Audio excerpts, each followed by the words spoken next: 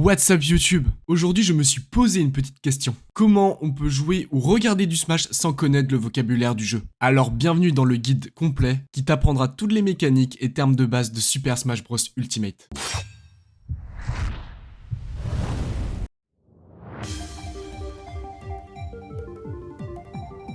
Commençons tout d'abord avec les attaques normales, celles qui seront configurées sur votre bouton A quand vous commencerez le jeu. Le jab, il vous suffira juste d'appuyer sur votre bouton A pour qu'il puisse se lancer. Si vous appuyez plusieurs fois sur votre bouton d'attaque, vous pourrez exécuter un combo jab. Maintenant passons au tilt. Les tilts pourront s'effectuer de deux façons différentes, soit en choisissant une direction et en appuyant sur votre bouton A, ou bien en poussant le C-stick. Nous avons donc trois coups pour les tilts. Le F-tilt, ou autrement forward tilt. Il suffira juste d'orienter votre joystick vers la gauche ou vers la droite et appuyer sur votre touche d'attaque. Bien sûr, le coup peut être légèrement orienté vers le bas ou vers le haut. Le up tilt, où il vous suffira juste d'orienter votre joystick vers le haut et appuyer sur votre bouton d'attaque. Et le down tilt, où il vous suffira juste d'orienter votre joystick vers le bas et ensuite d'appuyer sur votre touche d'attaque. Dans Super Smash Bros Ultimate, il vous sera aussi possible d'exécuter des attaques chargées que l'on appellera des attaques smash. Comme les tilts, il en existe trois différentes. Le forward smash, une attaque chargée qui peut être utilisée sur les deux côtés, droite et gauche en l'occurrence, le up smash ou autrement l'attaque chargée vers le haut, et le down smash, l'attaque chargée vers le bas. Pour les réaliser, il vous faudra orienter votre joystick soit à gauche, soit à droite, soit en haut, soit en bas, et appuyer en même temps sur votre touche d'attaque. Vous pouvez charger une attaque smash pendant 2 secondes pour qu'elle arrive à puissance maximale. Vous pouvez aussi la maintenir 3 secondes de plus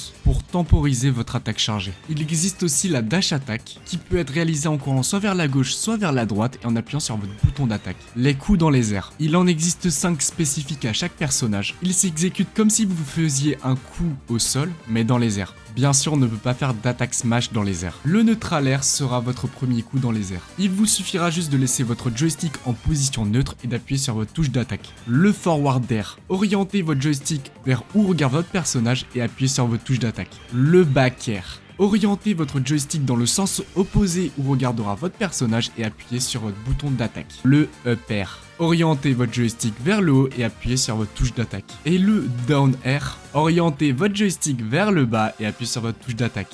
Bien sûr, chacun de ces coups peut être exécuté avec le C-stick. Les throws. Dans Super Smash Bros Ultimate, il vous sera possible de grab votre adversaire, soit avec la touche Z si vous êtes sur manette GameCube, ou encore avec les gâchettes L ou R si vous êtes sur manette Pro. On appellera ça un grab. Quand vous avez grab votre adversaire, et que vous appuyez sur votre touche d'attaque, vous pourrez lui donner des petits coups. On appelle cette interaction un pummel. Il vous sera aussi possible d'envoyer votre adversaire vers le haut, vers le bas, devant vous ou derrière vous. On appellera ça donc une up throw, une down throw, une forward throw ou encore une back throw. Les coups spéciaux, que l'on appellera par exemple le neutral B, car de base le bouton des spéciales c'est le bouton B. Vous aurez donc 4 coups spéciaux, sachant bien sûr que chacun de ces coups peut être utilisé dans les airs. Le neutral B, où il faudra juste appuyer sur son bouton B. Le side B, pour le réaliser il vous faudra orienter votre joystick soit vers la gauche soit vers la droite et appuyer sur votre bouton de spécial. Le up B qui vous permettra de revenir sur le terrain. Vous avez donc juste à orienter votre joystick vers le haut et appuyer sur votre touche de spécial. Le down B, orientez votre joystick vers le bas et appuyez sur votre touche de spécial. Il existe aussi des coups spéciaux qui peuvent se charger.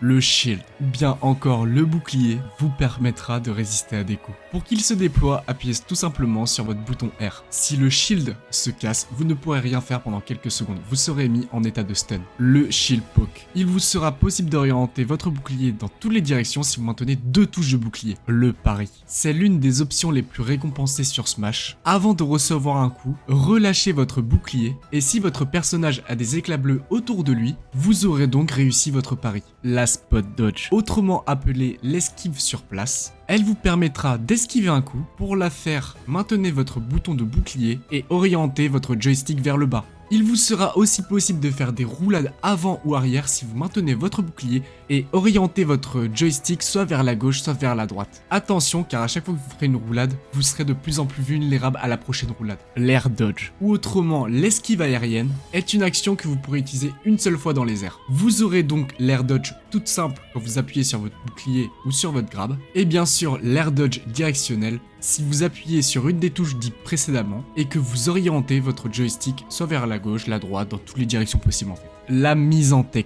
Après avoir reçu un coup, votre personnage pourra être mis au sol. Il vous sera possible de remonter sur vos 2 pattes pour repartir au combat, mais il existe 4 options possibles quand vous êtes mis en état de tech. Donc quand vous êtes au sol, orientez votre joystick soit vers la gauche ou vers la droite pour faire une roll-in ou une roll-out. Si vous orientez votre joystick vers le haut, vous allez faire une get up, et si vous appuyez sur une touche d'attaque, vous ferez donc une get up attaque. Car pendant cette mise en tech, votre adversaire pourra venir vous punir. Il vous sera possible de ne pas être mis en état de tech. Si vous appuyez sur votre touche de bouclier juste avant de toucher le sol, vous pourrez donc faire une roll-in, une roll-out, ou bien encore une remontée sur place. Et si vous appuyez sur une touche d'attaque juste avant de toucher le sol, vous pourrez éviter cette mise en tech. La mise en tech peut aussi se faire sur des murs. Si vous appuyez sur votre touche de bouclier juste avant de toucher un mur, vous éviterez de faire le ping-pong contre le mur. Il existe aussi une autre variante. Si vous appuyez sur votre touche de bouclier et sur votre touche de saut, vous allez donc faire une tech jump.